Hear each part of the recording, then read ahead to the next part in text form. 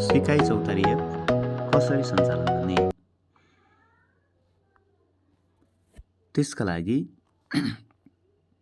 सबैभन्दा पहिले प्ले स्टोरमा जानुहोस्।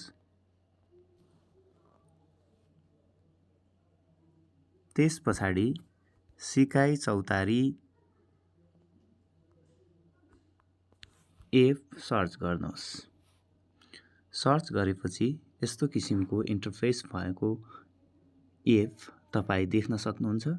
त्यसलाई इन्स्टल गर्नुहोस्।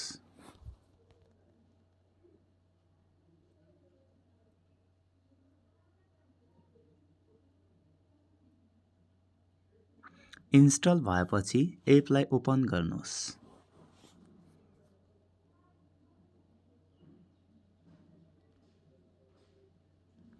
त्यस पछाडि सिकाइ चौतारी एप चलाउनका लागि हामीलाई युजरनेम र पासवर्डको आवश्यकता पर्छ।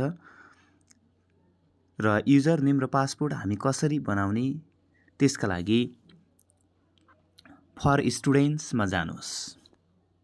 त्यस पछाडि ओकेमा क्लिक गर्नुहोस्। यहाँ गएपछि माथिको इन्टु बटनमा क्लिक गर्नुहोस्। त्यस पछाडि सबैभन्दा माथि टपमा रहेको 3वटा लाइनमा थिच्नुहोस्।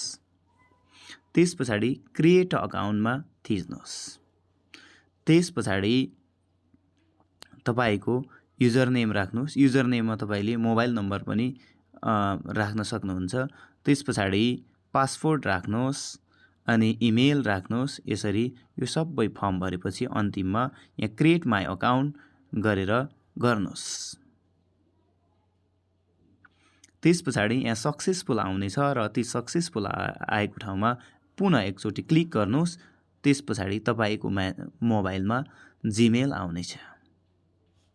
त्यस पछाडि उक्त जीमेलमा गई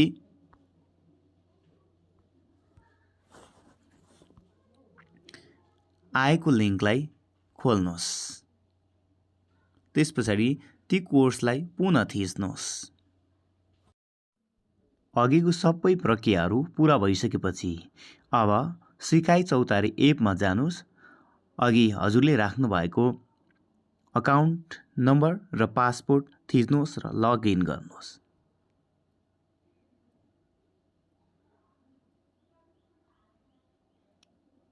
नट नाउ गर्नुहोस् अनि त्यस पछाडि सिकाइ चौतारीको ड्यासबोर्ड खोल्नेछ। त्यसमा तपाईले सिकाइ चौतारी अभिमुखीकरण लगायतका ICT materials for student, for teacher सबै देख्न सक्नुहुन्छ। यतातिर क्लिक गर्नुभयो भने तपाईँ ड्यासबोर्डतिर पुग्नुहुन्छ।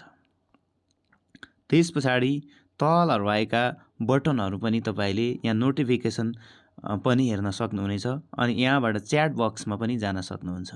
यसरी चाहिँ तपाईले तपाईको मोबाइलमा सिकाइ चौतारी एप चलाउन सक्नुहुनेछ।